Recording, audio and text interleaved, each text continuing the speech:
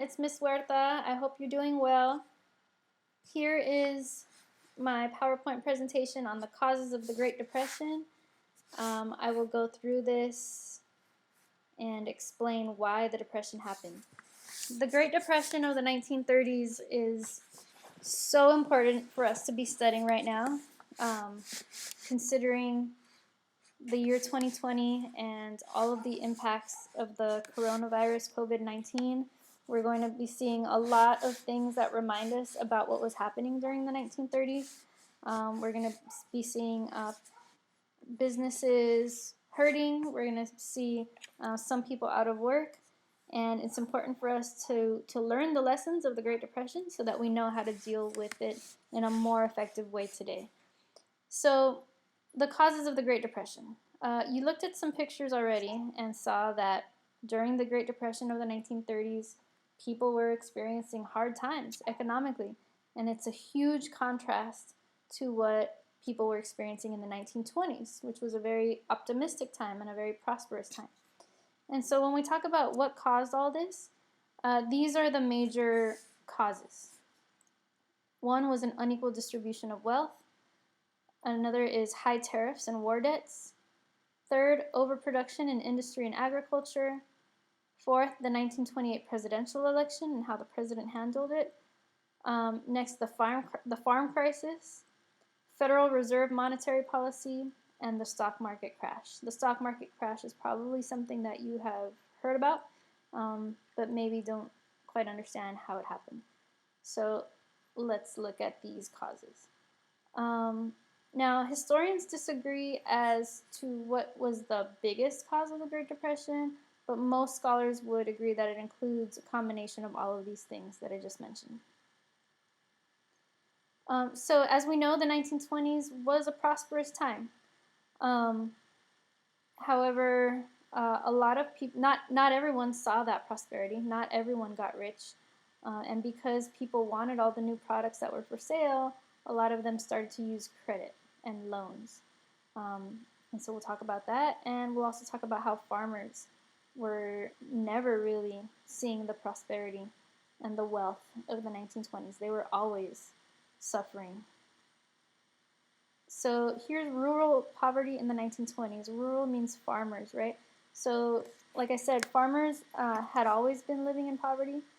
Even in the 1920s, when a lot of people were striking it rich and industries were booming, for farmers, they've always been at the bottom of the wealth ladder. Just like today. I mean, the people that suffer the most in our society today and the people who are paid the least are farm workers, right? The people that feed the rest of the nation. So one major problem was an unequal distribution of wealth. So while some people were living it up, in the roaring 20s, seeing a lot of wealth for the first time, the nation's wealth overall grew by billions during the 1920s. But only the top 1% received a 75% increase in their income. The rest of the country, 99%, only saw a 9% increase. And 80% of Americans had no savings at all. So this shows you how the overall income in the country from 1923 to 1929, the overall income did grow quite a bit. However, the top 1% saw the biggest increase, while the bottom 99% of the country saw a very small increase. So their lives didn't change very much at all. And this shows the wages of unskilled workers. So the poorest workers in our country, their wages stayed pretty much the same throughout the 20s and 30s.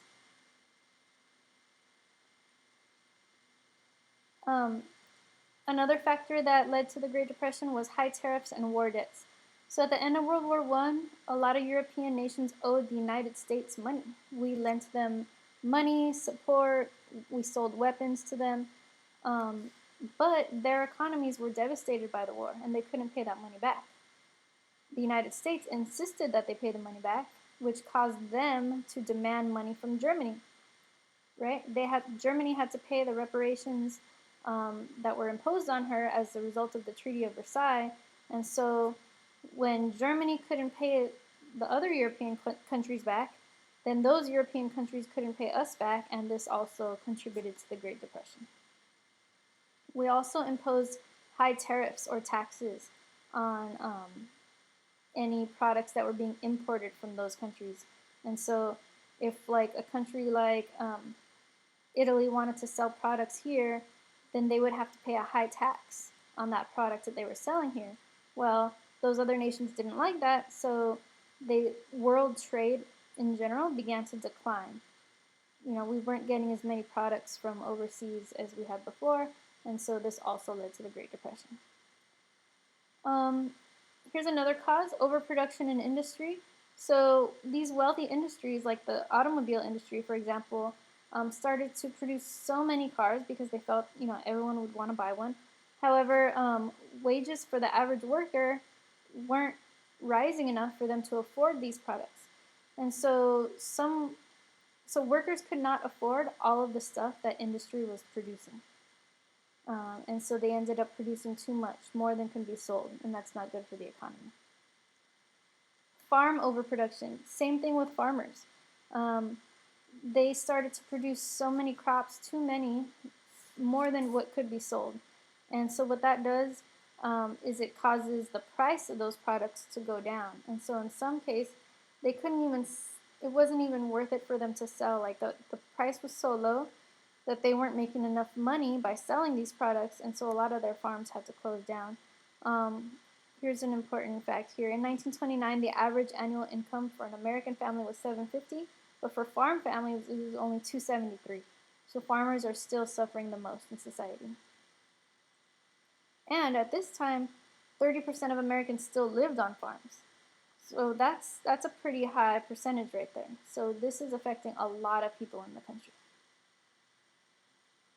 This is just showing how the prices of these farm products went down from the 19-teens to the 1930s, right? So products are worth about half of what they were worth before, and so farmers were suffering because the prices were so low. And again, that's because they were producing so much that they couldn't sell it for the price that they had before. This is President Herbert Hoover, who won the presidential election in 1928. He's a Republican. And you can see all the red states are the states that went to him, and the green states went to the Democrat. So he won by a landslide. This is a ironic quote. He says, "We in America today are nearer to the final triumph over poverty than ever before in the history of any land. The poorhouse is vanishing from among us." He's boasting about getting rid of poverty in 1928, not knowing that the Great Depression starts in 1929. And his whole philosophy is self-reliance, right? That we should rely on ourselves instead of relying on the government to support people. And that's a huge deal because in the Great Depression, when people are losing businesses and jobs, how much should the government get involved to support the people? His argument is people should rely on themselves and not rely on the government. So was that the smartest way to deal with the Depression? We're going to talk about that. So let's move on to, this is the farmers who are seeing foreclosures, which means that they can't afford to pay the bank their mortgage, and so their property is lost. So a lot of farmers couldn't afford to pay the bank, and they lost their farms. Federal Reserve policy. Basically, at the beginning of the Depression, the federal government did not address failing banks.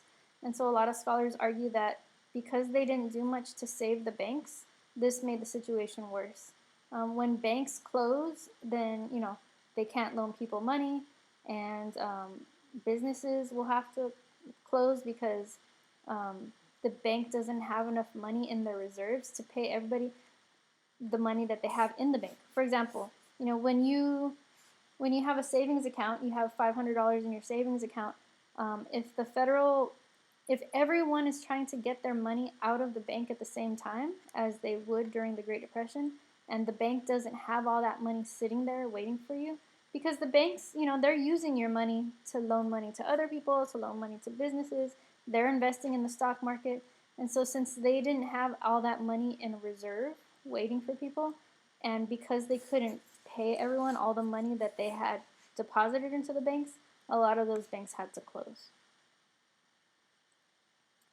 And then finally, the stock market. A lot of people started speculating in the stock market. That means that they're buying risky stocks because they want to get rich. Now, the problem is a lot of people didn't have enough money to invest in the stock market. So people started buying on the margin, which means that they're using credit. They're borrowing money to buy these stocks.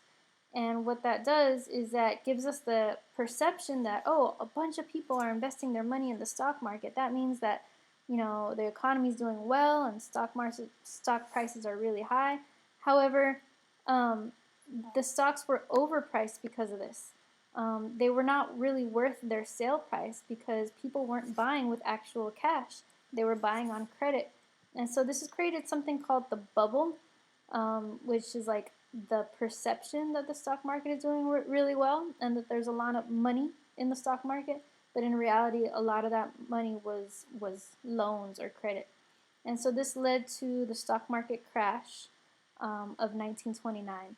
Once people started to realize that the stocks weren't worth what they thought they were, people started to sell their stocks. Now what happens when people sell their stocks is that the price of the stock goes down. And when people see the price of the stock go down, then they sell more because they get scared. They want to sell their stock before it's not worth anything anymore. It's like gambling.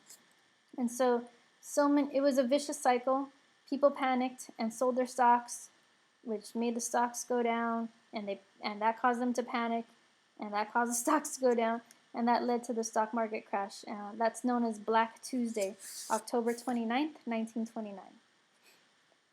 So all of these things together caused the Great Depression. Let me go back and overview.